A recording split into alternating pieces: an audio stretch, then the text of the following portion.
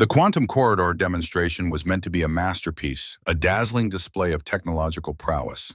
That was the promise Orion Vol, CEO of Helion Systems, delivered with unshakable confidence to the delegates gathered at Orion Ring, a diplomatic jewel suspended in the neutral void between Terra Concord and the Talarian Empire. Its crystalline spires gleamed refracting starlight from three distant suns in a symphony of radiant hues.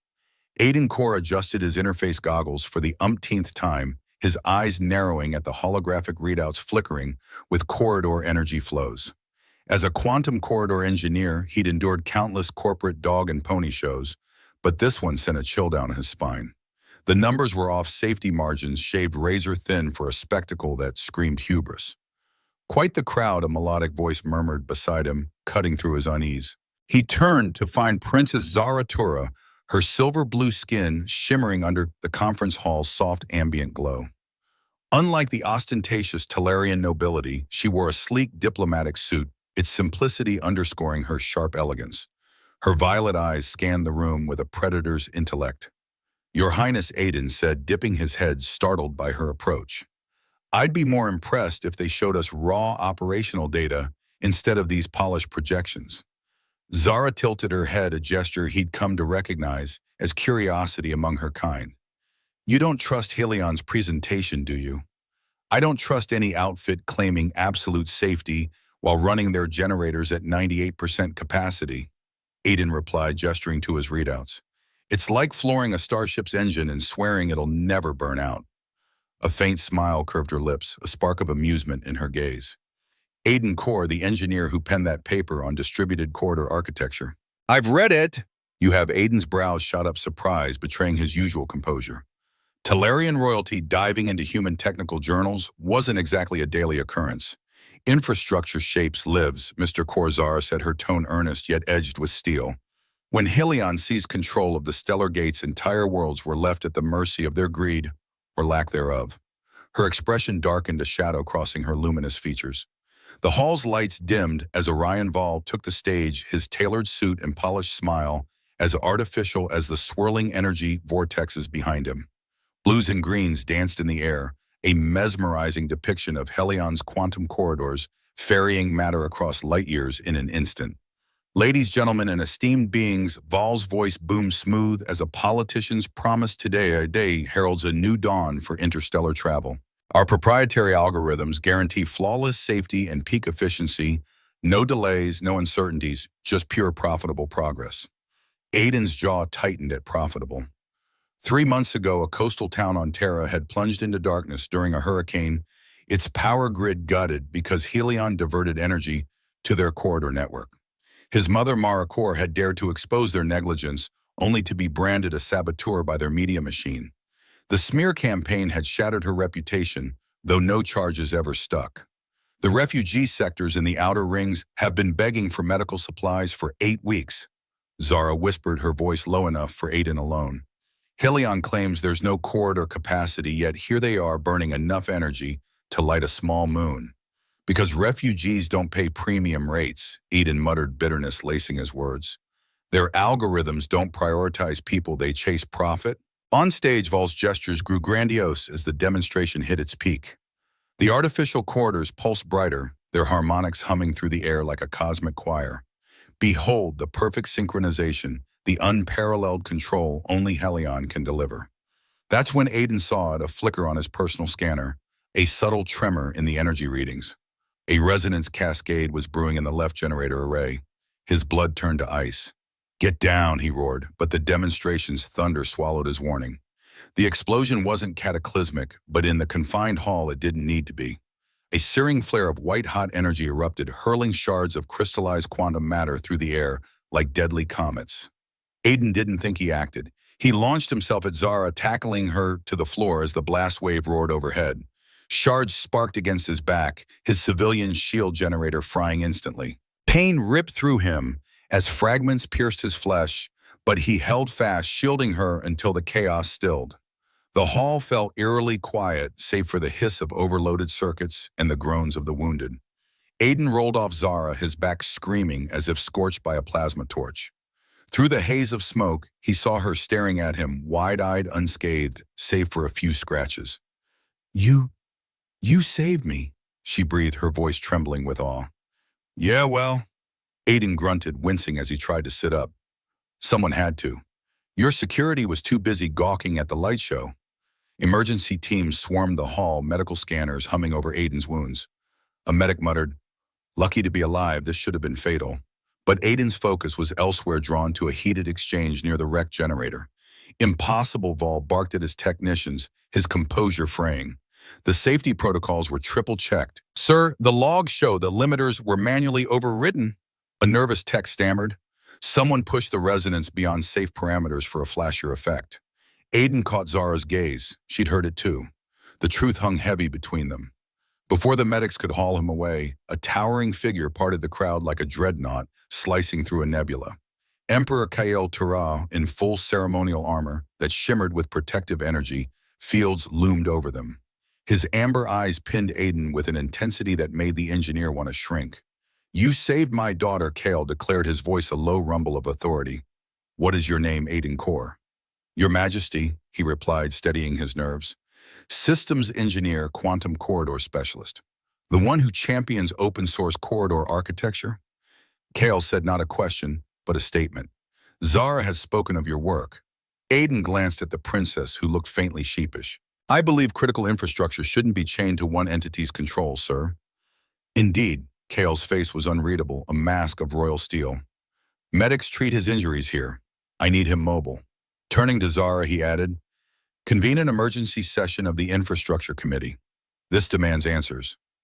"Already drafting the summons?" Father Zara replied, her fingers dancing across a holographic interface with practiced grace. As medics sprayed bioregenerative foam across Aiden's back, sealing his wounds with a cool sting, he noticed recording drones buzzing nearby. The explosion in his dive to protect Zara had been captured from every angle. Within moments, the footage was blazing across quantum communication networks. Headlines erupted. Terra Engineer saves Talarian Princess. Human hero at Orion Ring Cross species traces who is Aiden Core. "Great," Aiden muttered under his breath. "Just what I needed, fame." Zara leaned closer as the medics worked, her voice soft but piercing. "That bothers you." "I'm an engineer, not a hero," he said, meeting her gaze. "I just did what felt right." "No," she countered quietly, her violet eyes searching his. "You did what you would do. There's a difference." She paused, studying him. "My father will want to reward you. Be warned, his rewards come with strings. More complicated than surviving a tech demo explosion." Aiden quipped, wincing as the foam set. Her laugh was like wind chimes in a starlit breeze. "You have no idea." Emperor Kael returned his presence, commanding silence. His amber eyes held a glint that might have been approval or calculation. "You'll join our investigation, Mr. Core. Your expertise and commitment to safety are valuable." It wasn't a request. Aiden nodded, the motion tugging at his healing wounds. "Of course, Your Majesty." "Excellent." Kael's smile was sharp as a vibroblade. "We'll also explore your ideas on infrastructure democratization. I'm suddenly quite curious about alternatives to monopolies." As the Emperor strode off, Aiden caught a flicker in his expression, a scheming glint he'd seen in corporate boardrooms right before a game-changing move. "Your father's planning something," he said to Zara. "He's always planning something." She replied, her tone wry. "The question is whether we'll like where it leads." The medics cleared Aiden to move, though they slapped a monitor patch on him to track his recovery. As he stood, he glimpsed Vol under scrutiny by station security, his polished facade cracking like cheap alloy. "Good. Let him squirm." "Come," Zara said, offering her arm for support, her touch steady and warm. "We've got work to do. The emergency session starts in an hour, and I need your analysis of that disaster before we face the committee." Aiden leaned on her, trying not to dwell on how natural it felt. "You know, this wasn't an accident, right? Someone chose to push those systems past their limits." "I know." Her violet eyes hardened, glinting like amethysts. "And we're going to make damn sure the galaxy knows it too." As they navigated Orion Ring's gleaming corridors, Aiden's communicator buzzed with a flood of messages, news outlets begging for interviews, colleagues questioning his sanity, and one that stopped his heart. It was from Mara Saw, the news. "So proud of you, son. Maybe now they'll listen when you speak truth to power." Be careful. Love, Mom. He showed it to Zara, who read it with a thoughtful nod. Your mother sounds like a force. She tried to expose Helion 3 months ago, Aiden said, his voice tight. They destroyed her for it. Zara stopped turning to face him, her gaze fierce yet tender. Then we have every reason to fight for justice. My father values loyalty and courage above all. You showed both today. I just didn't want anyone to get hurt, Eden said, almost to himself. Exactly. Her smile was a beacon in the storm. That's what makes you a threat to men like Vol. You give a damn. They pressed on toward the secure conference chambers where the infrastructure committee awaited. Through the transparent aluminum windows, Aiden glimpsed the stellar gates, in the distance rings of radiant light, weaving star systems into a cosmic web, beautiful yet terrifying in their power. Those corridors should serve everyone, he said quietly, not just those with deep pockets. Then help me make it happen, Zara replied, her voice fierce with purpose. My father's given us an opening. That explosion, awful as it was, is our chance to change things. Aiden's eyes narrowed as realization dawned. You've been planning this. The public forum on infrastructure access, it wasn't just talk. You were building a coalition. Her smile turned sly, a glint of mischief in her eyes. I might have been hoping for a spark to ignite change. I didn't expect it to be quite so explosive, or for you to throw yourself into danger for me. Yeah, about that, Eden said, rubbing his neck, suddenly sheepish. Should I apologize for tackling royalty? Don't you dare, she said, her tone firm, but warm.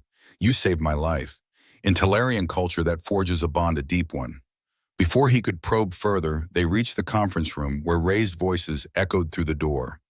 Representatives from a dozen species, physical and holographic, were already debating the explosion's fallout. Ready, Zara asked, her hand lingering on his arm. Aiden thought of Mara, of the refugees stranded by Helion's greed of the galaxy, suffocating under corporate control. Let's do this. They stepped inside together, and the room fell silent. All eyes turned to them, the princess and the human engineer, now the galaxy's most unlikely power duo.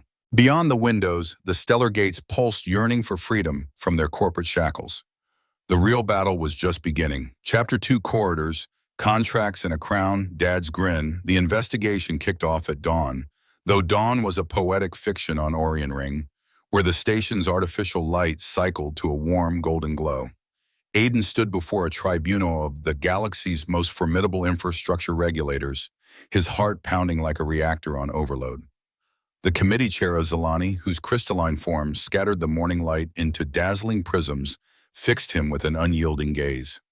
Mr. Core, she began, her voice resonating like struck glass. Your initial analysis suggests deliberate sabotage of safety protocols. Can you elaborate? Aiden activated his holographic display, the shimmering data casting stark light across the tribunal's faces. The Stellar Gates generators were running a tampered version of Helion's control software. He said, his voice steady despite the weight of the moment. He zoomed in on a critical segment of the energy readouts captured seconds before the blast. Someone slipped in code to disable the thermal limiters. See, this spike resonance frequency hit 112% of safe parameters. That's no glitch, it's a deliberate choice. Objection. Orion Vol shot up from the defendant's table, his polished veneer cracking as his lawyer scrambled to restrain him. Mr. Core has no right to access our proprietary systems. I didn't access a thing, Aiden countered, his calm, a thin veil over simmering anger. Your systems were broadcasting their status on open channels. Any engineer with a standard scanner could have caught it. The real question is why your flawless demonstration was running so dangerously hot. From a raised platform, Emperor Kyle Tura leaned forward, his amber eyes glinting with predatory interest. The room seemed to tighten under his gaze, and Aiden noticed Vol's lawyer fidget, sweat beading on his brow. Go on, Mr. Core, Kale prompted, his voice a low rumble that demanded attention. Aiden pulled up another display, his fingers moving with practiced precision. This isn't Helion's first dance with reckless endangerment for profit. 3 months ago, during Hurricane Sigma on Terra's eastern coast, they siphoned power from emergency grids to keep their stellar gates running for premium cargo. Lives were at stake, and they chose credits. His voice hardened, professional restraint fraying. My mother, Mara Core, was the grid supervisor who tried to stop it. Your media machine branded her a saboteur, obliterating her career for daring to tell the truth. Princess Zaratura rose from the committee table, her silver blue skin catching the light like a distant nebula. I move to expand this investigation beyond yesterday's explosion, she declared, her voice clear and unyielding. We need a full audit of Helion Systems' operational history and their prioritization algorithms. Seconded in tone, the Ryalian ambassador, his telepathic voice rippling through the minds of all present, a chorus of conviction. Val's face drained of color, his bravado faltering. This is a witch hunt, he spat. We provide essential services to billions. Then you should welcome a review of your systems, Zara replied, her tone smooth as polished steel. Unless, of course, you're hiding something. The committee's vote was a landslide, approving the expanded investigation with a chorus of ayes. As the session adjourned for data collection, Aiden felt a towering presence at his side. Emperor Kael Tura, resplendent in ceremonial armor, gestured toward the corridor. Walk with me, Mr. Core, he commanded, his voice brooking no argument. They strolled through Orion Ring's diplomatic quarter, passing gardens bursting with flora from 100 worlds, their colors vivid against the station's sterile elegance. Kael's security detail trailed at a discreet distance, granting them a bubble of privacy. You held your own in there, Kael observed, his tone measured but warm. Though I sense this fight is personal for you. My mother deserved better. Your Majesty. Aiden said, his voice tight with suppressed emotion. She risked everything to save lives, and Helion crushed her for it. Kael paused beside a fountain, its water spiraling upward in defiance of gravity, manipulated by localized fields.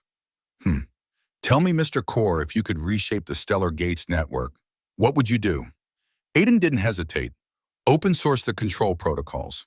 Establish independent oversight with rotating representatives from every affected system. Create mandatory humanitarian lanes that no one can buy or divert. Make the infrastructure serve people, not profit. Idealistic Kael noted, his lips twitching in what might have been a smile. And costly. Less costly than the hidden toll of Helion's monopoly, Aiden shot back. How much does the Talarian Empire spend managing refugee crises because shipments are delayed? How much is lost when workers can't afford to travel home? Helion's greed creates inefficiencies everywhere except their bottom line. Kael's expression remained impassive, but a flicker of approval gleamed in his eyes. My daughter speaks highly of your work. She showed me your distributed architecture proposal, intriguing ideas about using quantum entanglement for redundant pathways. The tech exists, Aiden said, his voice firm with conviction. All we need is the political will to make it happen. Political will?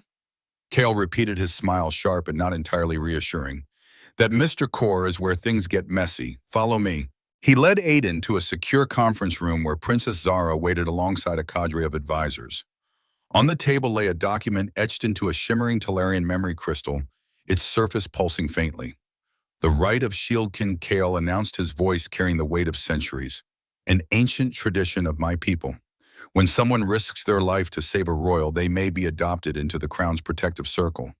Aiden glanced between father and daughter, confusion knitting his brow. Your Majesty, I'm honored, but I don't understand. The rite was enacted the moment you shielded Zara, with your body taking wounds to protect her, Kael said, cutting him off. I formalized it immediately after the explosion. Father Zara exclaimed, her composure slipping, violet eyes wide with surprise. You didn't tell me you'd completed the ritual. No need to delay, Kael replied, with a shrug that looked almost comical on his imposing frame.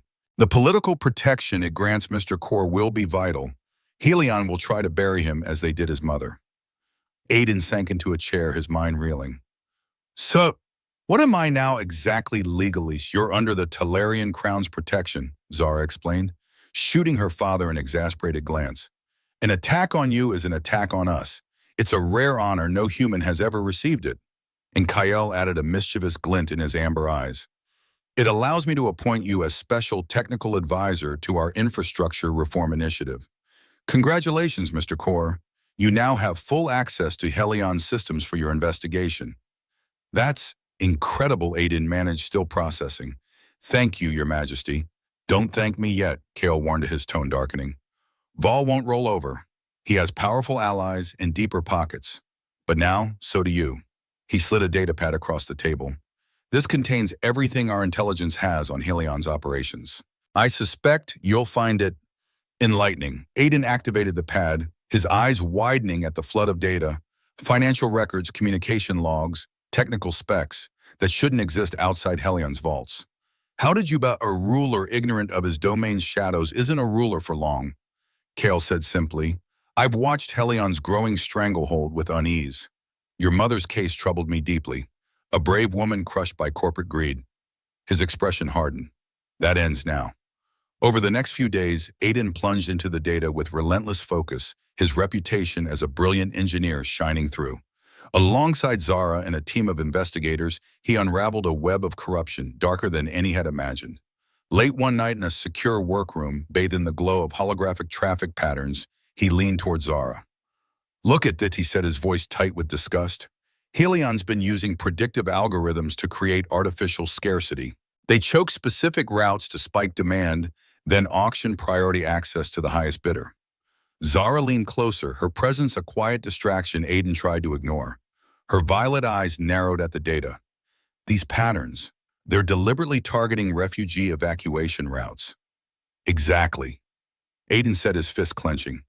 They engineer a crisis, then profit from the fix. During last year's Proxara evacuations, they delayed medical supply corridors for 48 hours. The official report blamed unexpected resonance interference. But look, he pulled up another display. They diverted capacity to luxury cruise liners so rich tourists could shave hours off their vacations. How many died because of those delays? Zara asked, her voice low and furious. Conservative estimate 3,000. Could be as high as 5,000. Eden's voice cracked raw with anger. Her hand rested on his shoulder, gentle, but grounding, anchoring him against the storm of rage. We'll make them pay for every life she vowed. All of it. Your father was right about Vol not playing nice, Aiden said, pulling up another file. 3 hacking attempts on our servers in the last day alone. And this, the display shifted to a Terra broadcast, a slick documentary painting Aiden as a disgruntled ex-employee out for revenge over Mara's disgrace. Paid experts questioned his mental stability, some even suggesting he'd staged the explosion. They're trying to spin the narrative, Zara observed, her tone cold. Paint you as the villain before the truth breaks. Joke's on them, Aiden said with a bitter smile. Thanks to your father's shieldkin bond, attacking me just makes them look desperate. The right of shieldkin isn't just some thing, Zara corrected, a playful edge softening her words. It's a sacred tradition, it's 1,000 years old. Your family now, Aiden, your family's complicated, he said, shaking his head. You have no idea. She pulled up her data pad with a grin. Speaking of which, father sent you this, a gift for his new Shieldson. Aiden glanced at the screen and blinked. It was a comprehensive guide to Talarian court etiquette, annotated with gems like, avoid this gesture unless you're ready to duel, and this motion means hello or I'm stealing your ship, depending on context. At the bottom, a personal note from Kyle, study well. The anniversary gala is next month. Traditional dress required, yes, that includes shoulder spikes. Welcome to the family. P.S. Zara loves Terra Jazz. Use that wisely. Your father's trying to set us up, Aiden said, heat creeping up his neck. He's about as subtle as a stellar gate explosion. Zara agreed, her smile warm. But let's focus on the investigation for now. We'll deal with his matchmaking after we dismantle Helion's monopoly. They worked through the night, piecing together their case amid empty stimulant containers and fleeting breakthroughs. Dawn brought the smoking gun, an internal memo from Vol to his board dated 6 months prior. Got it. Aiden breathed, his voice electric with discovery. Quote, humanitarian corridor requirements are eating our margins. Recommend reclassifying emergency medical shipments as standard cargo to bypass priority protocols. End quote. That's a blatant violation of interstellar law. Zara said, her eyes blazing. Medical shipments are protected for a reason. It gets worse, Aiden said, pulling up another document. They set up a shell company to handle the reclassification. For a fee, they'd alter manifest codes to dodge humanitarian obligations. They called it dynamic cargo optimization. 50 million credits in profit last year alone, while refugee camps starved for supplies. Zara stood, her diplomatic poise shattering to reveal unyielding resolve. We're taking this to the full committee today. No more delays. It's time to act. Vol won't go quietly, Aiden warned. He's got enough credits to sway half the committee. Then it's lucky we have something credits can't buy. Zara shot back, the truth in a very pissed-off emperor who takes attacks on his family personally. As if summoned on, Emperor Kale strode into the workroom, his presence as commanding as a battleship at dawn. He surveyed the evidence displays with a nod of grim satisfaction. Outstanding work, both of you, he said. The committee convenes in 3 hours. I trust you are ready to present. We will be. Aidan confirmed, his voice steady despite the stakes. Good. Kale's expression softened, almost paternal. A word of advice, Aidan. When you present today, remember you are no longer just an engineer. You're shieldkin to the Talarian throne. Act like it. I'm not sure I know how, Your Majesty, Aidan admitted. Simple Kyle said, his smile sharp and encouraging. Stand tall, speak truth, and let no one intimidate you. You faced an explosion to save my daughter. Corporate lawyers should be child's play by comparison. As Kyle departed, Aidan turned to Zara. Your father's terrifying. He's in a good mood, she teased. You should see him when someone disrupts his morning tea ceremony. They spent the remaining hours refining their presentation, weaving evidence into an ironclad case. As they worked, Aidan caught himself stealing glances at Zara. Her command of the data, slicing through complexities with surgical precision, was mesmerizing. When she caught his gaze, she raised an eyebrow. Something on your mind, Shield brother, just thinking? He said, a wry smile tugging at his lips. A week ago, I was a nobody engineer with a rejected proposal and a disgraced mother. Now I'm tangled up with alien royalty taking on the galaxy's biggest corporation. It's a lot. Regretting your heroic tackle, she asked, her tone light but her eyes searching. Never, he said instantly. I just didn't expect my life to take this turn. Zara stepped up closer, her violet eyes warm and steady. Life rarely follows our plans, but sometimes the unexpected road leads to something greater. My father sees something in you, Aidan. So do I. What do you see? Zara asked, her violet eyes piercing through the haze of Aidan's doubts. A man who puts principles before profit, who dives into danger without a second thought to save others. Someone who could reshape the galaxy's future if only given the chance. She paused, a playful glint softening her intensity. Also someone who needs to memorize 37 Talarian formal greetings before the anniversary gala. Those events are intricate, to say the least. Don't worry, I'll coach you through them once we've toppled Helion's monopoly and revolutionized interstellar infrastructure. Just another day at the office, Aidan quipped, his dry humor masking the storm of emotions within. Her laugh rang out bright and melodic, and in that moment he decided it was his favorite sound in the galaxy. Come on, Shield brother, Zara said, her voice warm with purpose. Time to change the stars. As they gathered their evidence and strode toward the committee chambers, Aidan felt the weight of their mission settle like a mantle across his shoulders. But for the first time since Mara's disgrace, a flicker of hope burned within him. He had truth on his side, the Talarian crown's protection, and a brilliant princess whose passion for justice matched his own. Orion Vol and Helion systems were about to face a reckoning they couldn't imagine. Chapter 3. Open the gates gently. The committee chamber exploded into chaos the moment Aidan concluded his presentation. Representatives from dozens of worlds shouted over one another, some demanding swift action against Helion, others urging caution and further probes, while a vocal few insisted the evidence was fabricated. Orion Vol stood at his defendant's podium, his face flushing through shades of crimson, a spectacle Aidan might have savored if he weren't so focused on the fight. This is corporate espionage, Vol bellowed, his voice cutting through the din. These so-called documents were clearly stolen. Actually, Aidan replied, his tone cool and measured, carrying effortlessly across the uproar. Every shred of evidence came from public regulatory filings, open channel broadcasts, and your own marketing materials. Helion was so arrogant in its untouchability, you didn't even bother hiding your crimes properly. The Zalani committee chair struck her crystalline gavel, sending harmonic vibrations rippling through the chamber, compelling silence like a cosmic decree. Order, she declared, her faceted eyes glinting as they fixed on Vol. Mr. Vol, do you dispute the authenticity of these communications? Vol's legal team swarmed him, their whispers frantic. After a tense huddle, his lead attorney rose. We neither confirm nor deny the authenticity of documents that may have been altered or taken out of context.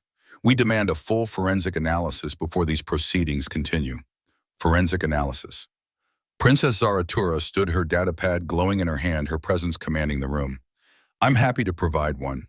Every document we presented carries quantum encrypted timestamps verifiable against Helion's own servers. Unless, Mr. Vol, you're suggesting your company's entire security infrastructure has been compromised for 3 years, Aiden watched Vol's face, catching the precise moment the CEO realized he was cornered.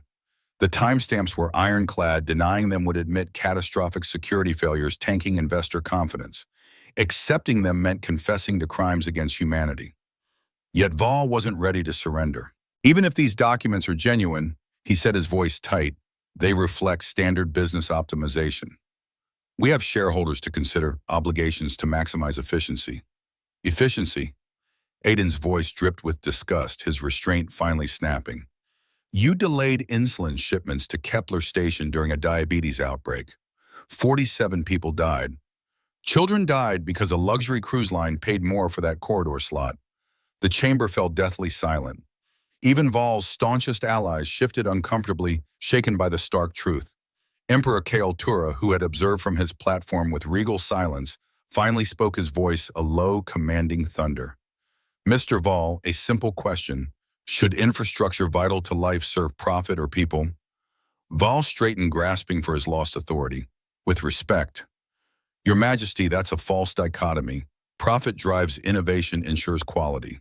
I'll take that as profit, Kael cut in his tone, sharp as a plasma blade. Thank you for clarifying. He turned to the assembly, his presence filling the room.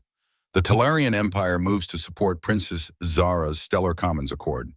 We pledge our technical resources to develop an alternative to Helion's proprietary systems.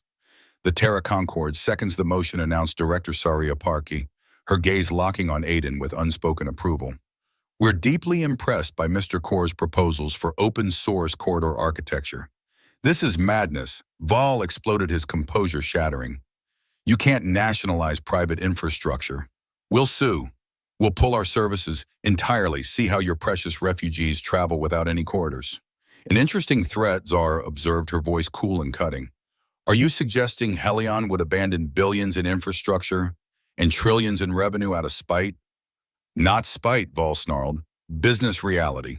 Without exclusive control, we can't guarantee safety or efficiency. You mean you can't guarantee profit margins? Aiden countered, his words slicing through the tension. But please tell us more about safety. Should I replay the footage of your absolutely safe demonstration that nearly killed Princess? Zara? Vol's lawyer grabbed his arm, but the CEO shook him off. That was sabotage, probably by you, Core, to make us look bad. Sabotage. Aiden's grim smile was a weapon as he activated his holographic display. Let's test that claim. Here's the code that bypassed your safety limiters. Notice the authentication signature. It's yours, Mr. Vol. Either you sabotaged your own demo, or you're so incompetent you let someone use your credentials. Which is it? The evidence hovered in the air, its quantum encrypted signature undeniable, a death knell for Vol's defense. That's not, Vol stammered. I demanded a more impressive display. Yes, but you never meant for it to go wrong, Zara finished, her voice a blade of ice. Just like you never meant for those 47 diabetics to die. Just like you never meant for refugee camps to starve for supplies. Your intentions don't erase the consequences of your greed. The committee chair called for a recess, but the damage was done. Representatives clustered in heated discussions, the implications of Aiden's evidence rippling through the chamber. Dr. Maranatov, the Terra Concord's chief legal advisor on infrastructure law, pulled Aiden aside. Impressive work, Mr. Core, she said, her stern features softening. But Helion won't go quietly. They've got treaties, contracts, systems embedded across thousands of worlds. That's why we need more than criticism, Aiden replied, pulling up his project files. I've been working on Gatecore OS, open source corridor management software any operator can use. It's built with mandatory humanitarian lanes, transparent algorithms, and distributed oversight to keep any single entity from seizing control. Dr. Tov studied the specs, her eyes alight with interest. Ambitious. The technical demands are steep, but with the right backing, it could work. That's the tricky part, Aiden admitted. We need a transition plan that keeps travel flowing while we roll out the system, and we need to convince operators that open standards won't tank their profits. What if we don't need to convince them? Zara appeared at his side, slipping free from her own knot of questioners. She activated her display, revealing economic projections. Helion's monopoly thrives on artificial scarcity. But what if we prove open standards boost total quarter traffic? More access means more travelers, more trade, more revenue, even with slimmer margins per trip. The rising tide lifts all boats, Dr. Tov mused. It could work, but we'd need a proof of concept on a major route. I've got an idea, Aiden said, his mind racing as pieces fell into place. The Haven corridor between Terra and Nova Jakarta. Helion's been throttling it for months, claiming technical limits. I've analyzed their setup. Gatecore OS could triple its capacity without touching the hardware. The refugee route, Zara breathed in, her eyes gleaming with possibility. Hundreds of thousands of climate refugees are waiting to pass through. If we open that corridor, we'd prove the humanitarian and economic benefits in one shot. Brilliant, Dr. Tov said. But Helion controls that route exclusively. For now, Emperor Kael interjected, joining their circle, his presence drawing every eye in the room. Their contracts include standard force majeure clauses. If their systems were to suffer, say, a catastrophic failure requiring outside aid, Father Zara warned, her tone sharp, we can't sabotage their systems. That makes us no better than them. Of course not, Kael said, his smile hinting at thoughts he'd already entertained. But Mr. Core's analysis shows their systems are already stretched beyond safe limits. It's only a matter of time before they collapse on their own. When they do, we must be ready with an alternative. As if on cue, Aiden's scanner chirped urgently. He checked the readings and paled. Your Majesty, you're more prescient than you know. The Haven corridors showing resonance fluctuations. If this keeps up, how long? Kael asked, his voice razor sharp. 6 hours? Maybe 8 if they cut traffic, Aiden said, already diving into technical specs. A cascade failure at this scale would strand every ship in transit and shut the route for weeks. Unless someone with advanced corridor expertise and a ready solution steps in, Zara said, catching her father's drift. We'd need legal authority to intervene, Dr. Tov pointed out. Helion would have to request aid, or we'd need emergency provisions to override them. Leave that to me, Kael said, his tone resolute. Mr. Core, how fast can you deploy Gatecore OS? Aiden's mind raced through the logistics. The core code's ready, but I'd need a team of engineers, real-time access to the corridor's systems, and about 4 hours to integrate it. It's never been tested at this scale. Then you'll make history, Kael declared. Zara, call an emergency session. To tough draft the legal framework for humanitarian intervention. Mr. Core, assemble your team. We have 6 hours to avert disaster and prove a better way. As the others scattered to their tasks, Aiden stood frozen, the enormity of the challenge sinking in. He was about to deploy untested software on one of the galaxy's busiest corridors with millions of lives hanging in the balance. Second thoughts, Shield Brother Zara asked, her voice soft but piercing as she noticed his hesitation. Third and fourth thoughts, he admitted, his voice raw. What if I'm wrong? What if the system fails and people die because of my code? She stepped closer, her hand finding his, her touch a steady anchor in the chaos. What if you're right and people live because of your courage? You can't let fear stop you from building something better. Easy for you to say, he said, a wry smile breaking through. You're trained for this kind of pressure. You think royal training prepped me for dismantling galactic monopolies? She grinned, her warmth cutting through his doubts. We're all figuring this out as we go, Aiden. The difference is we're doing it together. The next hours dissolved into a blur of frenetic action. Aiden rallied a team of volunteer engineers from across the stars, each bringing expertise in corridor dynamics. They worked in the committee's technical center code, streaming across screens like a digital river as they raced the clock. Integration 7's resisting called Kento Tanara, a Martian specialist, his voice tense. Helion's protocols won't handshake with our authentication system. Integration 7's fighting us, Kento Tanara called out, his Martian accent clipped with urgency. Helion's protocols are rejecting our authentication handshake. Route around it, Aiden instructed, his fingers dancing across haptic interfaces with relentless precision. We'll build a compatibility layer. Open source code bends to their mess, not the other way around. Aiden Zara's voice crackled through his earpiece, sharp with urgency. The emergency session's starting. Vol's digging in, fighting the intervention order. How's it going? He's claiming proprietary tech trumps humanitarian needs, she continued. Some corporate reps are backing him. Aiden gritted his teeth, a flare of anger surging at Vol's predictable priorities. Tell the committee we're 40% through integration. Basic functionality in 2 hours, full optimization in 3. The corridor's degrading faster than we thought, Zara warned. You might not have 2 hours, then we'll move faster. Aiden turned to his team, his voice steady but commanding. Everyone switched to emergency protocols. Forget elegant code, we need it functional. We'll polish it once lives are safe. The engineers dove back into their work, their focus razor sharp. Through the technical center's transparent walls, Aiden glimpsed crowds swelling in Orion Ring's public plazas. Word of the looming Haven Quarter failure had spread, and thousands of beings, many of them refugees desperate for passage, watched news feeds with bated breath. No pressure, Kento muttered, his eyes flicking to the growing throng. Use it, Aiden said, his tone firm, but encouraging. Those people out there, they're why we're doing this. Every line of code, every integration point, it's for them. An hour later, Emperor Kael Tura's voice thundered through the station's comms, a beacon of authority. By the authority of the Stellar Transit Pact, I invoke emergency intervention protocols for the Haven Corridor. All operators will grant immediate access to technical teams to avert this crisis. That's our cue, Aiden announced, his screens erupting with data as remote access to the Haven Corridor's systems came online.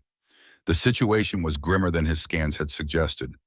Resonance cascades were spiraling through the network, barely contained by desperate patchwork fixes that were spawning new faults. It's like they've been playing technical Jenga for years, one engineer whispered, awestruck. Pull one piece and it all collapses. Then we don't pull, Aiden said, his voice resolute. We build new supports while the old ones hold. He turned to his team. Zara, take harmonic stabilization. Kento, you're on traffic routing. Everyone else were rolling out Gatecore OS module by module. They worked in a tense, focused silence code flowing between terminals, like a digital tide shaping a new world. Outside, Aiden caught snatches of raised voices from the committee chamber. Vol's last stand hurling threats of lawsuit service, withdrawals, economic chaos. Let him bluster, Aiden muttered, eyes locked on his work. We'll be done before his lawyers can sharpen their pens. Resonance spike in Sector 7. Zara called out, her voice taut.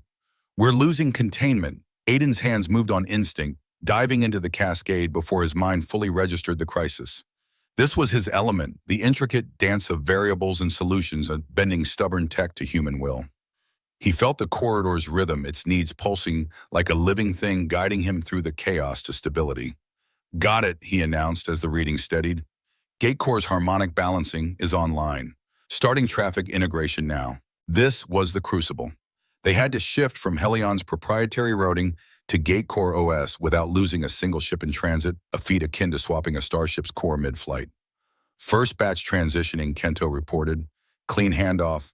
Second batch clean. Third, full integration achieved.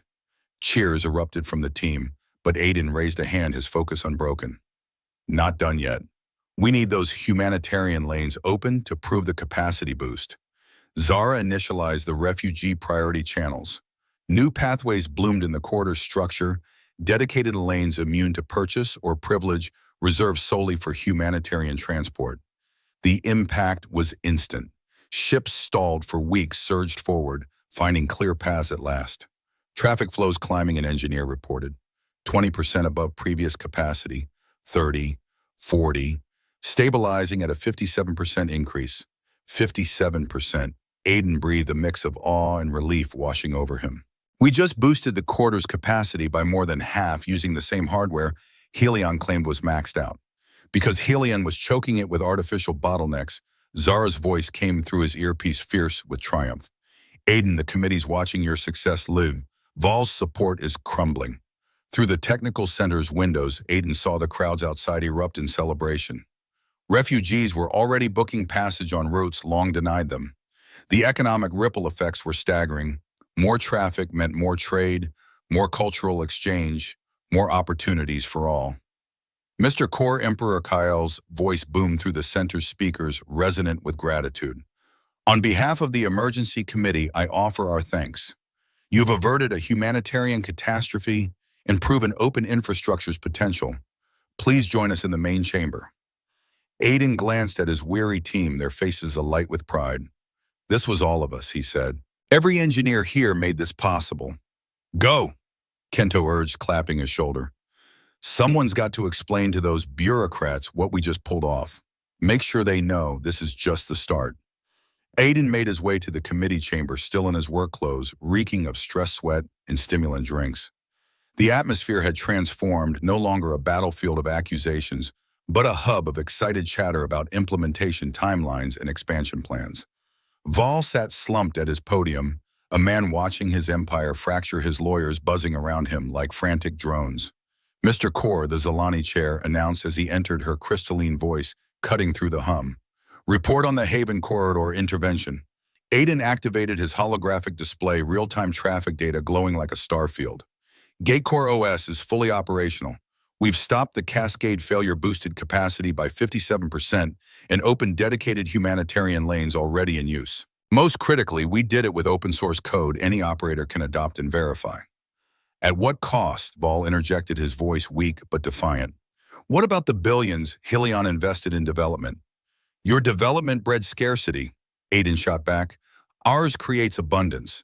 As for your investment, you are welcome to compete in an open market. Offer better service, real innovation, fair prices. Actual business, not monopolistic exploitation. The committee's vote was a landslide, endorsing the emergency rollout of the Stellar Commons Accord with Gatecore OS as its backbone.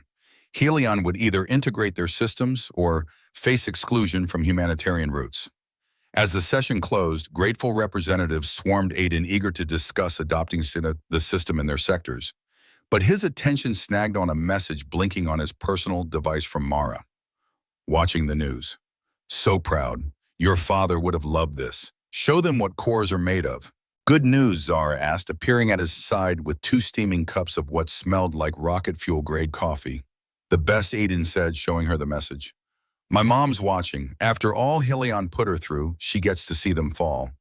Not fall, Zara corrected gently, her smile warm. Transform. That's the elegance of this solution. We're not destroying Helion, we're forcing them to evolve. They can still profit, just not by exploiting others. You're more forgiving than I am, Aiden said, raising an eyebrow. I'm more political, she countered, her grin teasing. Crushed enemies leave power vacuums. Reformed ones can become allies. Besides, someone's got to maintain that infrastructure during the transition. Emperor Kael approached, his expression unreadable, yet commanding. Mr. Kaur, my Shielson, you've surpassed all expectations today. Thank you, Your Majesty, Aiden said, though I had plenty of help. Leadership isn't about standing alone, Kael observed, his voice rich with approval. It's about inspiring others to rise together. You did that today. The question is, what will you do tomorrow? Aiden echoed, caught off guard. The Stellar Commons Accord is just the beginning, Kael said, his amber eyes studying him. Someone must oversee its implementation, ensure standards hold, and prevent backsliding into old habits. Interested in the bomb, Aiden nearly fumbled his coffee. You want me to lead the Commons implementation? Who better, Kael said. You know the tech, you've faced down corporate titans, and your shieldkin status makes you legally untouchable. Plus, Zara added with a mischievous grin, you'll need something to keep you busy before the anniversary gala. Can't have you redesigning the palace's power grid out of boredom. I'd never, Aiden said, then paused. Actually, I did notice some inefficiencies in your distribution network. Father and daughter laughed their shared mirth, drawing curious glances from the chamber. The stoic emperor of the Talarian Empire wasn't known for public levity. Take the night to decide, Kael suggested. Tomorrow the real work begins.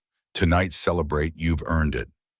As Kael moved off to tend to other matters, Aiden and Zara found a rare pocket of quiet. How do you feel? She asked, her voice soft but piercing. Honestly terrified, Aiden admitted, his gaze distant. Proving a concept is one thing. Rolling it out across thousands of worlds, each with its own politics, tech standards, and agendas? That's a beast. But you'll do it anyway, Zara said, her confidence in him unshakable. Of course, he said, a wry smile breaking through. Apparently, I'm too stubborn to let anyone else try. Her laugh warmed his chest, a spark against the weight of responsibility. Good. Stubbornness will carry you far in the months ahead. That and a solid support network. Is that an offer, he asked, half teasing? A promise, she said simply, partners in reforming infrastructure and enduring those formal dinners. Speaking of which, you should start studying that etiquette guide Father sent. 37 greetings to master. Actually, it's 43, she corrected with a grin. He sent you the abridged version. Aiden groaned, but his smile held. In mere days, his life had vaulted from corporate obscurity to galactic significance. Shieldkin to alien royalty, architect of an infrastructure revolution, entangled in what might be the galaxy's most intricate romantic situation. Yet as he glanced at the displays showing refugees finally moving through open corridors, he knew every complication was worth it. Mara had been vindicated, Helion's stranglehold was shattered, and the future gleamed with possibility for the first time in years. Chapter 4, The Summit of 10 Suns. The Talarian capital of Solara Crown sprawled beneath 10 artificial suns, their light meticulously aligned to bathe the governmental district in eternal day. Aiden pressed his face to the shuttle window, awestruck by crystalline towers that rose like living sculptures from the planet's surface. 3 weeks had passed since the Haven Corridor triumph, and the Summit of 10 Suns would decide the fate of interstellar infrastructure. Nervous Zara asked from the seat beside him, her formal diplomatic attire shimmering between deep purples and midnight blues, catching the light like a starfield. Terrified, Aiden admitted adjusting the ceremonial shieldkin insignia on his collar for the dozenth time. The committee was one thing. This heads of state corporate titans, the galaxy's entire power structure, in one room.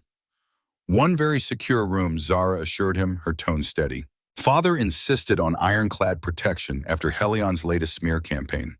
The campaign had been brutal. Unable to dispute Gatecore OS's technical success, Vol had pivoted to personal attacks. Doctored images showed Aiden consorting with terrorist cells. Paid experts claimed the open-source system was a security disaster waiting to happen. One outlandish piece suggested Aiden suffered from quantum corridor exposure syndrome, a fabricated condition. My favorite was the one claiming, "I'm 3 Rillians in a human suit," Aiden said, aiming for levity. "I like the theory that your father's secret son from a time-traveling affair." Zara countered, her smile sly. "Creative even if the physics are laughable." The shuttle glided through Solara Crown's atmosphere, piercing layers of defensive shields that shimmered like iridescent soap bubbles refracting the light of 10 artificial suns. Below, public squares teemed with crowds, their signs waving in support of infrastructure reform.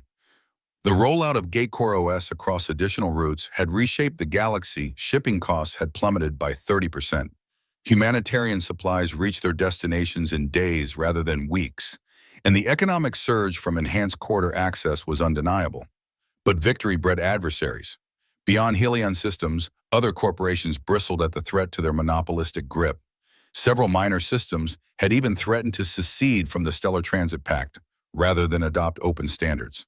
The Summit of 10 Suns would decide whether the Stellar Commons Accord became universal law or a mere voluntary gesture. The shuttle touched down on the Hall of Unity's private platform, where Emperor Kael Tara stood waiting, flanked by a ceremonial honor guard in resplendent armor. He enveloped Zara in a warm embrace, then turned to Aiden, his smile a blend of pride and guarded concern. "Shieldson," he greeted, his tone formal, yet warm. "Ready to face the wolves? I've faced worse," Aiden replied, his mind flashing to the explosion that had sparked this journey. "At least political wolves don't literally blow up in your face." "Don't be so sure," Kyle warned, his voice half joking, half ominous. "Come. The others are gathering, and I need to brief you on the battlefield's dynamics." They strode through corridors carved from pingle amethyst slabs, their footsteps echoing on floors polished to a mirror's sheen. Kyle spoke in a low, urgent tone as they moved. "The Terra Concord Mars Congressional Republic and most outer colonies back full implementation. The Centera Trade Guild is wavering. They want assurances their existing contracts won't be voided. The real resistance comes from the corporate collective led by Vol and his allies." "What's their strategy?" Aiden asked, his engineer's mind already analyzing the opposition's moves. "They're pushing a compromise," Zara said, disgust lacing her voice. "Limited implementation on secondary routes, only leaving major corridors under current management for stability. It would gut the entire initiative. And they've got a surprise plan," Kale added, his tone grim. "Our intelligence suggests they've dug up something to use against you personally, Aiden. Brace for an ambush." They entered an antechamber where delegates milled a constellation of galactic power. Aiden recognized faces from news feeds and briefings. President Martinez of Mars offered a respectful nod, while the Zelani committee representative floated near a window, her crystalline form scattering the light of the 10 suns into dazzling prisms. Across the room, Orion Vall held court among richly dressed executives, his composure restored since the committee debacle. His suit was impeccably tailored, his smile exuding confidence, but his eyes were cold as deep space when they met Aiden's. He raised his glass in a mocking toast before turning back to his allies. He seems awfully smug for a man whose monopoly is crumbling. Aiden observed unease coiling in his gut. That's what worries me, Zara admitted, her violet eyes narrowing. Vall doesn't accept defeat. He pivots, adapts, finds new angles to strike. A chime rang out signaling the summit's start. Delegates filed into the main chamber, a vast circular hall crowned by a transparent dome that framed the 10 suns in their eternal dance. Seats formed concentric rings with heads of state at the center and advisors radiating outward.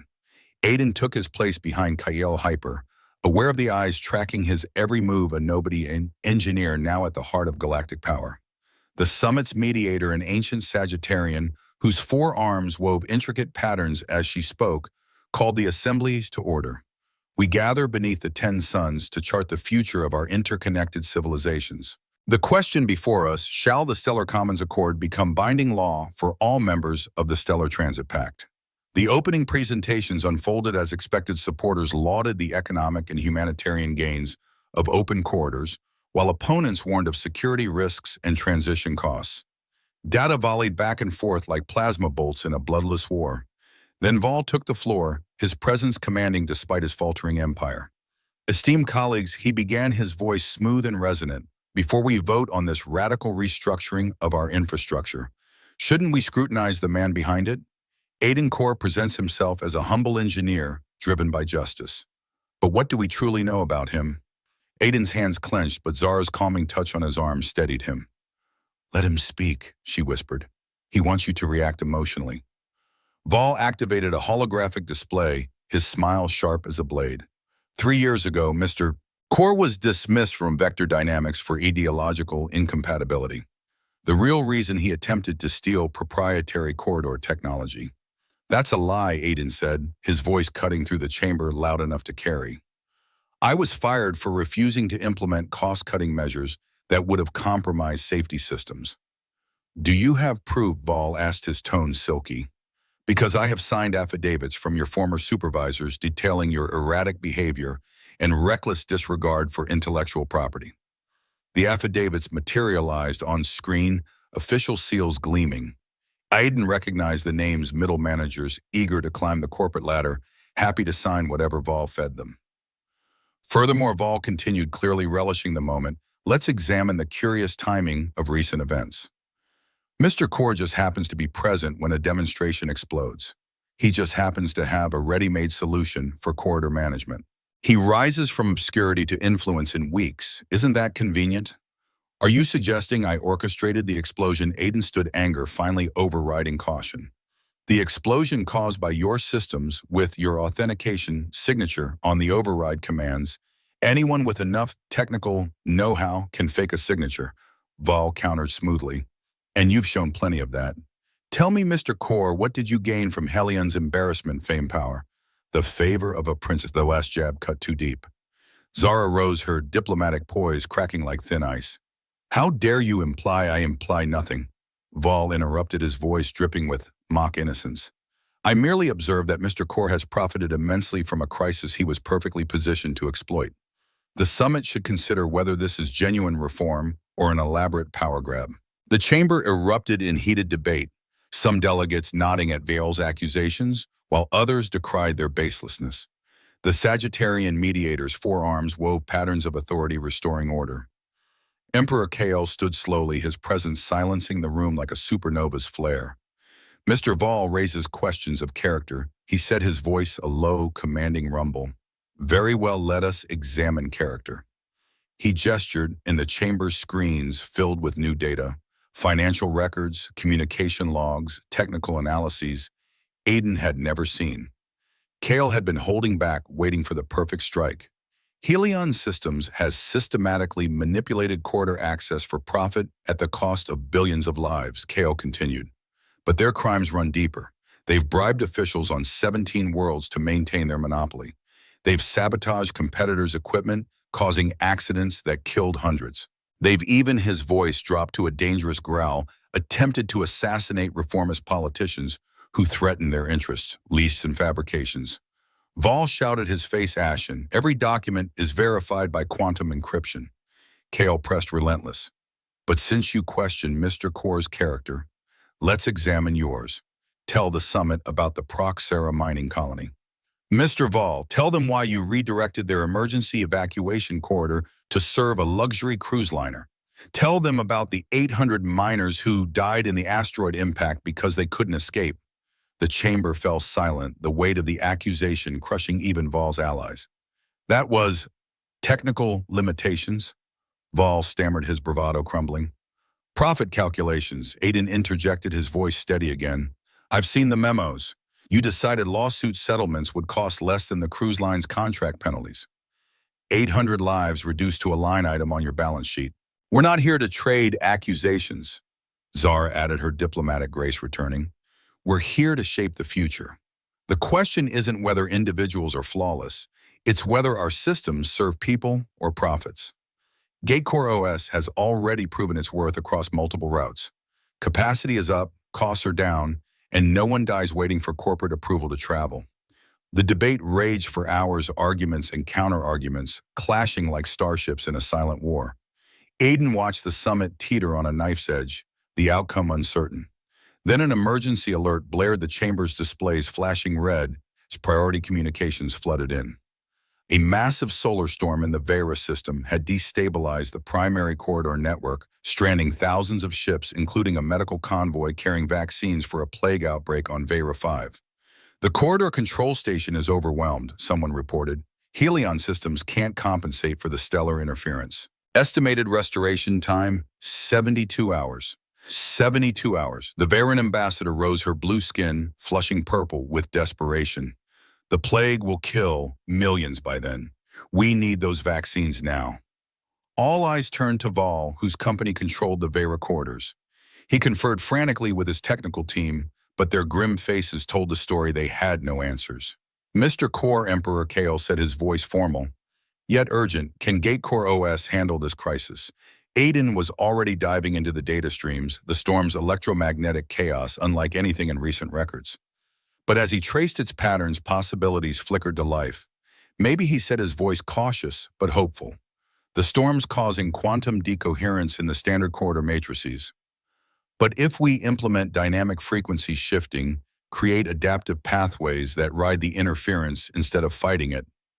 Theoretical nonsense, Vol spat. You can't rewrite corridor physics just because lives are at stake. Watch me, Aiden shot back, his resolve hardening. He turned to the mediator. I need emergency authorization to access the Vesera corridor network, full administrative privileges, and every engineer in this room willing to help. The mediator scanned the delegates, all in favor of granting emergency access. Hands rose across the chamber, even some of Vol's allies, unwilling to obstruct a rescue effort. Authorization granted, she declared. Save those lives, Mr. Core. Aiden didn't pause for thanks, activating his portable workstation and plunging into the Vera system's architecture. Volunteer engineers rallied around him, their expertise weaving into his efforts. Zara coordinated communications while Kyle managed the political fallout. The storm's pattern is semi-predictable. Aiden announced, his fingers flying over holographic interfaces. We can't stop it, but we can use it. Implementing dynamic pathway algorithms now. The main display showed the Vera corridor network as a three-dimensional web of light red markers spreading like a virus to indicate failed pathways. But as Aiden worked, green tendrils emerged, new routes blooming where Helion's rigid protocols would have faltered. It's working, an engineer breathed. The corridors are stabilizing. Not just stabilizing, Aiden corrected, sweat beading on his brow from the intensity. Improving. We're channeling the storm's energy into the corridor matrix. We're not fighting nature, we're dancing with it. On screen, the stranded medical convoy began to move, tentative, at first, then with growing confidence as the new pathways solidified. A journey that would have taken 72 hours under Helion's system was completed in 37 minutes. The chamber erupted in applause, the Varan ambassador weeping openly with relief, even stoic diplomats moved by the triumph of innovation under pressure. That Emperor Kale said into the hushed aftermath, his voice resonant with conviction, is what open infrastructure makes possible. Not rigid control, but adaptive solutions. Not profit calculations, but human ingenuity serving human needs. The vote, when it came, was a landslide. The Stellar Commons Accord passed with overwhelming support, even some of Val's allies abandoning him, unwilling to defend a system that had nearly cost millions of lives. Even Orion Val's staunchest allies deserted him, unwilling to defend a system that had teetered on the brink of costing millions of lives. Val sat slumped at his podium, his empire of artificial scarcity crumbling in real time, a king dethroned by his own greed. As security moved to escort him out pending investigations into the litany of crimes Kyle had exposed, Val locked eyes with Adan one final time. "This isn't over," he said, his voice a low, venomous whisper. "You've won this battle, Core, but the war for control never ends. There will always be those who see infrastructure as power, not service." Maybe Adan replied as calm, surprising even himself, a quiet strength born of conviction. But now they'll have to fight in the open against transparent systems and accountable oversight. Your way of doing business just got a lot harder. Val was led away, his defiance fading into the shadows. The summit shifted to implementation details, but Adan felt the adrenaline of the crisis ebb, leaving him drained, his body heavy with exhaustion. He slipped out onto a balcony overlooking Solara Crown, craving the solace of fresh air and silence. The 10 artificial suns danced their eternal waltz above, casting a golden glow over the crystalline city below. "You did it," Zara said, her voice soft as she joined him, her silver blue skin catching the starlight. "We did it," Adan corrected, a tired smile tugging at his lips. "I just typed fast and prayed it worked." Her laugh was bright, a melody against the cosmic backdrop. "Don't undersell yourself, Adan. What you pulled off in there, rewiring an entire network in real time while a room full of politicians watched, that was extraordinary. It was necessary," he said, his voice quiet but firm. "Those vaccines had to get through." "And that," Zara said, stepping closer, her hand finding his, her touch warm and grounding, "is why you're extraordinary. Not because you code miracles, but because you see lives where others see logistics." They stood in companionable silence, watching the celestial mechanics of the 10 suns. Below, Solara Crown thrummed with celebration as news of the Stellar Commons Accord's passage spread. A seismic shift was sweeping the galaxy, fundamental and far-reaching. "Your father mentioned something about overseeing implementation," Adan said, after a moment, his mind turning to the future. "I guess I should start planning for that." "Actually," Zara said, her voice laced with amusement, "he's got another announcement to make first. Remember the rite of Shieldkin?" "Hard to forget," Adan said, adjusting his ill-fitting ceremonial armor with a wry grimace. "This thing still feels like it's trying to strangle me." "Well, there's a detail he didn't mention at first," Zara said, mischief dancing in her violet eyes. "The rite carries certain implications, especially when it's for someone who saves a royal heir. Traditional expectations, you might say." Adan turned to her, catching the playful glint in her gaze. "What kind of expectations?" "Oh, nothing major," she teased. "Just that Shieldkin, who save heirs, are often seen as prime candidates for closer family ties. It's quite romantic in the old Telarian tales. The brave warrior welcomed not just as a protector, but as a potential—" "Zara," Adan interrupted, heat creeping up his cheeks. "Are you saying your father legally set me up as a highly eligible suitor, pre-approved by the crown, all because I tackled you during an explosion?" She grinned, her expression radiant. "Welcome to Telarian politics, where ancient traditions double as modern maneuvers. Father's nothing if not strategic." "Your father is terrifying," Adan said, not for the first time shaking his head. "He's also usually right," Zara said, her tone softening. "Though don't tell him I said that. His ego's big enough already." "And you?" Adan asked, his voice turning serious, his heart pounding in the quiet. "What do you think about these traditions and their modern purposes?" Zara considered the question, her expression thoughtful, her hand still in his. "I think traditions are just frameworks," she said. "What matters is what we build within them. And I think—" She squeezed his hand, her touch sending a quiet thrill through him. We build something remarkable together. Before Aiden could respond, Emperor Kael's voice boomed from within the chamber, rich with authority and a hint of mischief. Shieldson, princess, stop hiding on balconies and come celebrate. We have a galaxy to rebuild. Duty calls Azara aside, her smile wry but warm, ready to face your future. Aiden looked at her, then at the jubilant city below the 10 suns casting their eternal light. A month ago, he'd been a nobody engineer with rejected proposals and a disgraced mother. Now he stood at the heart of a galactic revolution, shouldering responsibilities he was only beginning to grasp and navigating a relationship that defied every expectation. Ready or not, he said, a determined glint in his eyes. Let's go change the universe. They returned to the summit, hand in hand braced for whatever challenges awaited. The Stellar Commons Accord was just the spark. The true work of forging a more equitable galaxy began now. But first there was a celebration to attend with ceremonial armor that still didn't fit right, and a future blazing with infinite possibility. Chapter 5. Crowns, Commons, and a Family Joke. 6 months had passed since the summit of 10 suns, and the galaxy looked transformed through the windows of the Stellar Commons headquarters.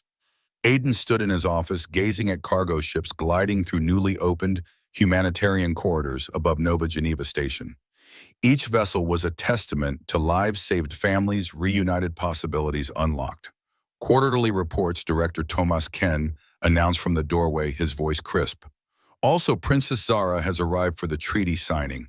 Thanks, Thomas. Send her in when she's ready, Aiden said, turning back to his desk, marveling at how effortlessly the title director now fit. The Stellar Commons Implementation Office had grown from a ragtag band of volunteers to a multi-species powerhouse spanning 300 systems. They'd converted 40% of major corridors to Gatecore OS, with more joining weekly. Admiring your handiwork, Zara asked, slipping into the room with her usual lack of ceremony, dressed in practical travel clothes, rather than diplomatic robes fresh from negotiations with the Outer Rim Coalition. Admiring the work of about 10,000 engineers, diplomats, and bureaucrats, Aiden corrected with a grin. I just sign papers and try not to break anything. Modest as always, Zara said, moving to stand beside him at the window, her presence as grounding as ever. The Outer Rim agreed to full implementation, by the way, even the holdouts in the Cascara Nebula. How'd you pull that off? Aiden asked, genuinely impressed. I showed them their trade revenues up 60% since their neighbors adopted open standards, she said, her smile sly. Nothing sways skeptics like their own balance sheets. A chime from Aiden's desk cut through their banter, a priority message from the legal department. He read it and his good mood evaporated like mist in a plasma storm. What is it? Zara asked, noting the shift in his expression. Helion, Aiden said, rubbing his temples. They're filing an injunction against tomorrow's ceremony, claiming the transfer of their remaining assets to the Commons violates shareholder rights. Val's last gasp from his minimum security cell, Zara said, her voice sharp. Or his lawyers, at least. They found a judge willing to hear them. If they delay the transfer, we could lose momentum, Aiden said, frustration creeping in. Other corporations are watching, waiting to challenge the accord. Then we don't let them delay. Zara said, her resolve like steel. She activated her communicator. Father, we have a situation. The conversation that followed was rapid-fire, Talarian Aiden catching only fragments despite Zara's patient language lessons. When she finished, a triumphant smile lit her face. Father suggests moving the ceremony to tonight before any injunction can be filed. Can we pull that off in 6 hours? Aiden asked, already calculating the logistics. We're about to find out, Zara said, her eyes gleaming with determination. What followed was controlled chaos. Staff scrambled to contact delegates, prepare documents, and transform the headquarters main hall into a ceremonial stage. Aiden was swept into the whirlwind, signing authorizations, making snap decisions, and somehow finding time to change into the formal robes of his office. You look distinguished, Zara observed, adjusting his collar in a brief moment of calm in his office, the chaos of preparations humming outside. I look like a sentient theater curtain, Aiden countered, gesturing at the flowing fabric. How do you make this stuff look elegant? Practice, she said with a grin, and knowing that looking foolish in formal wear is a universal tradition, no matter the species. Her expression turned serious. Aiden, there's something we need to talk about before the ceremony. If this is about catering, I already vetoed Raelian mind flowers, he said, half joking. The last diplomatic dinner was trippy enough without telepathic appetizers. Not catering, Zara said, taking a steadying breath. Tonight's ceremony isn't just about the Helion asset transfer. Fathers decided to announce the full implications of your Shieldkin status. Aiden's stomach dropped. The traditional expectations you mentioned? He's been patient by Talarian standards. Zara said, her tone wry. 6 months without pushing the issue. But with the calm and stable, he thinks it's time to clarify your role. Zara, Aiden said, his voice earnest. I don't want our relationship to be about political traditions or your father's machinations. What we have, it's real. Exactly why I'm warning you, she said firmly, her violet eyes steady. Whatever father announces tonight, remember we choose our own path. Traditions are just suggestions with ceremonial weight. Before Aiden could respond, Tomas appeared at the door. Director, Your Highness, the delegates are assembled. Emperor Kael requests your presence. They made their way to the main hall. Now a vision of galactic grandeur packed with representatives from every major government and dozens of minor ones. The documents transferring Helion's infrastructure to public control gleamed on a central podium, quantum-sealed and waiting. Emperor Kael stood at the head of the assembly, his ceremonial armor absorbing and refracting light like a living star. He nodded as Aiden and Zara took their places. Citizens of the galaxy. Kael began, his voice resonating with effortless authority. We gather to witness the largest transfer of private assets to public good in recorded history. The stellar gates connecting our civilizations will no longer serve profit alone, but the needs of all beings. Patrice Vela, Helion's nervous new CEO, stepped forward, her hand trembling as she signed the transfer documents authorizing the shift of trillions in assets to Commons management. With this signature, she said, her voice barely above a whisper, Helion Systems acknowledges the supremacy of public interest in essential infrastructure. Aiden stepped up next, signing as director of the Stellar Commons. With this signature, we accept the responsibility of managing these assets for all, guided by transparency, equity, and justice. The delegates erupted in applause as the documents sealed themselves, quantum encryption, rendering the transfer irreversible. Whatever legal ploys Vol's lawyers had planned were now moot. But tonight marks another transition, Kael continued as the applause faded, his voice taking on a ceremonial weight. 6 months ago, a human engineer named Aiden Kor saved my daughter's life. By ancient Talarian law, he became Shieldkin to our throne, protected by our strength and honored by our traditions. Aiden felt every eye in the room fix on him. Beside him, Zara stood still, her diplomatic mask firmly in place. What few knew Kyle, said, a note of amusement creeping into his tone, is that I performed the full rite of Shieldkin that day, not the abbreviated version for allies, but the complete ceremony reserved for those who risked their lives for the royal line. Murmurs rippled through the crowd, several Talarian nobles visibly shocked. The full rite hadn't been invoked in over a century. By completing this rite, Kael continued, clearly savoring the drama. I acknowledge Aiden Kor not merely as a protector, but as a potential heir. In human terms, I legally adopted him as my son the moment he shielded Zara from harm. The murmurs swelled into exclamations. Aiden felt the blood drain from his face. He did what furthermore, Kael said, his amber eyes glinting with mischief. Talarian law is clear on the inheritance rights of Shieldkin, who save direct heirs. Should anything happen to me, Aiden would hold a legitimate claim to influence in the empire, equal to any consort Zara might choose. Father, Zara said, her diplomatic composure cracking, her voice sharp with exasperation. What are you doing? Clarifying legal realities, Kael replied, his tone innocent but his smile sly, and perhaps nudging certain young people to stop dancing around their obvious mutual affection. Aiden, my Shieldson, do you have anything to say? Every eye turned to Aiden. He stood frozen, grappling with the revelation that he'd been alien royalty for 6 months without knowing it.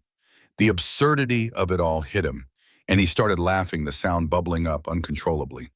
Your Majesty, he managed between chuckles, are you telling me you secretly adopted me, made me royalty, and set up dynastic succession rights, all because I tackled your daughter during an explosion?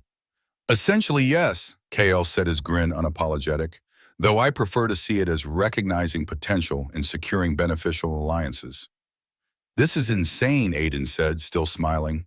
A year ago, I was a nobody. Now I'm apparently in line for an alien throne. Only if you marry into it properly.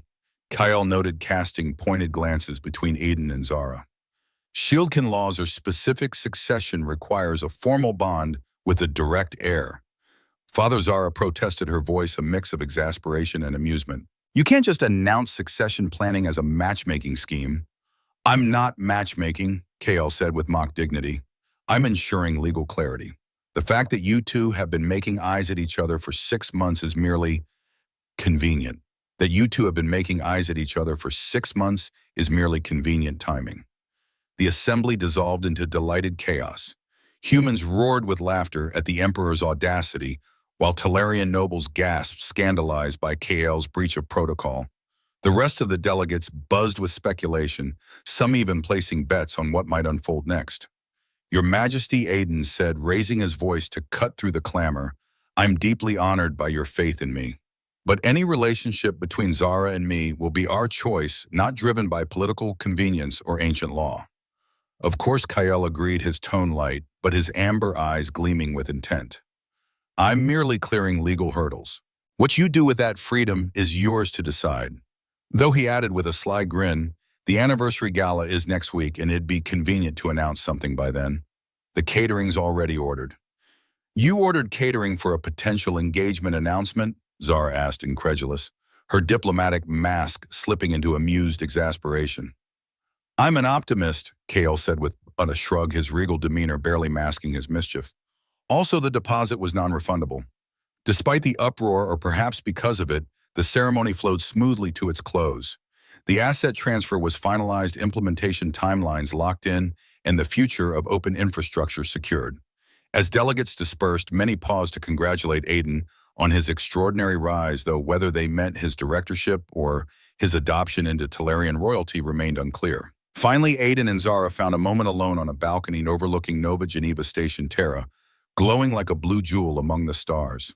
So Aiden said, his voice tinged with wry humor, your father legally made me your brother to pave the way for us to be not siblings. Talarian culture is complex. Zara corrected, her smile playful. Shieldkin isn't quite a sibling. It's more like family adjacent with romantic possibilities. The ancient Talarians were pragmatic about forging alliances. And you? Aiden asked, turning to face her, his heart beating a little faster. What's your pragmatic take on this? She paused, her violet eyes thoughtful, the starlight casting a soft glow across her silver blue skin. I think my father is manipulative, tradition-obsessed, and utterly insufferable when he's right about something, she said slowly. Is he right about us? That depends, Zara said, stepping closer, her presence a quiet thrill in the cool night air. How do you feel about turning our professional partnership into something more personal? Knowing it comes with political baggage, media scrutiny, and Father's endless lectures on ceremonial protocol. Don't forget the 43 formal greetings I still haven't mastered. Aiden quipped, then groaned. Wait, 47 to now. They added 4 for Shieldkin, turned consorts. Of course they did, Zara said, her grin wicked. Aiden reached out, taking her hands, their warmth grounding him against the weight of the galaxy's expectations. Zara, politics aside, traditions aside, your terrifying father aside, I've been falling for you since you laughed at my Raelian conspiracy joke. You're brilliant, compassionate, and the only person who can make infrastructure reform sound romantic. High praise from the man who saved the galaxy with open source code, she said, her smile radiant as starlight. Though technically you're already family, so this could be scandalous by some interpretations. After all we've disrupted. Aiden said, his voice soft but sure. What's one more tradition? Her laugh was bright, a melody that echoed across the stars. Then yes, Aiden Kor, Shieldkin of the Talarian Empire, director of the Stellar Commons, and apparently Father's favorite adoption project, I Choose You, politics and all. And I choose you, Princess Zara, master negotiator, and the only one who makes ceremonial dinners bearable. They leaned in, their lips meeting in a kiss that felt like a supernova, igniting soft at first, then deepening with a quiet intensity that spoke of shared battles and unspoken promises. Her hands slid to his shoulders, fingers brushing the edge of his ceremonial armor, while his arms encircled her, pulling her close as Terra's glow bathed them in azure light. The kiss lingered, a moment of defiance against the galaxy's chaos, sealing a partnership born in an explosion and forged in revolution. As they parted, Aiden's breath caught his heart racing. "We should probably tell your father," he said, a grin tugging at his lips. "He already knows," Zara assured him, her eyes sparkling with mischief. "I'd bet he's watching through security feeds right now, planning wedding logistics." "Is nothing private in your family?" Aiden asked, half laughing. "Privacy's for those who don't reshape galactic infrastructure," she said dryly. "We're public figures now, remember?" As if on cue, Aiden's communicator chimed with an urgent message. He checked it and groaned. "The Cascara Nebula Coalition wants to discuss implementation schedules tonight." "The romance of public service," Zara said, her tone teasing, but warm. "Go save the galaxy through bureaucracy. I'll handle Father's gloating." "Together tomorrow," he asked, squeezing her hand. "Together always," she replied. "We've got infrastructure to maintain and a father to manage. Both demand constant vigilance." They parted with purpose, diving back into their duties, their personal and professional lives now woven into something unbreakable. The Stellar Commons had opened new possibilities for the galaxy, and now it was time to build a future worthy of them. Later that night, Aiden received a message from Marisol, "The news about your adoption and possible engagement. Your father would be so proud." P.S. Emperor Kyle sent a fruit basket with a note saying, "Welcome to the family. Should I be concerned?" Aiden laughed, typing back, "Extremely concerned, but in the best way possible." The next morning brought a fresh wave of challenges, 3 systems needing urgent corridor repairs. The Centera Trade Guild pushing to renegotiate fee structures, and a 30-page document from KL on proper gift-giving etiquette for official engagements.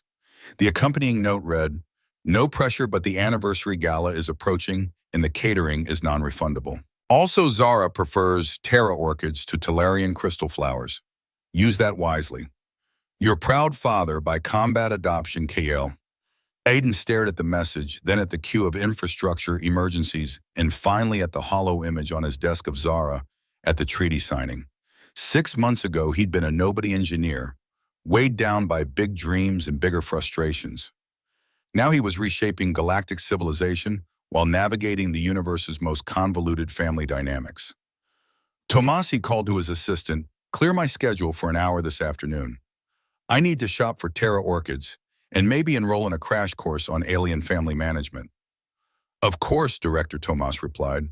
"Should I also schedule time to review the 47 ceremonial greetings?" "Make it 50, Aiden said with a grin. "Knowing Emperor Kyle, he'll have added 3 more by lunch."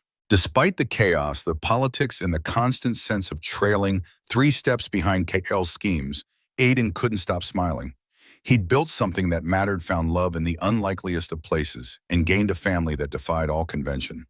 The stellar gates pulsed with free movement, carrying hope to those once trapped by corporate greed.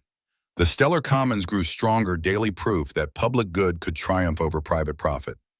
Somewhere in the palace on the Talarian homeworld, Kale was likely already plotting grandchildren's names. Aiden Core, former nobody, current galactic infrastructure director, and future whatever his adopted alien family had in store, got back to work. There were worlds to connect, lives to uplift, and at least 47 ways to greet his future in-laws properly. The explosion that had ignited it all felt like a lifetime ago, but as Aiden approved the next wave of humanitarian corridor expansions, he mused that the greatest changes often sprang from the most unexpected catalysts, even if those catalysts included overprotective alien emperors with matchmaking tendencies and a blatant disregard for conventional courtship timelines.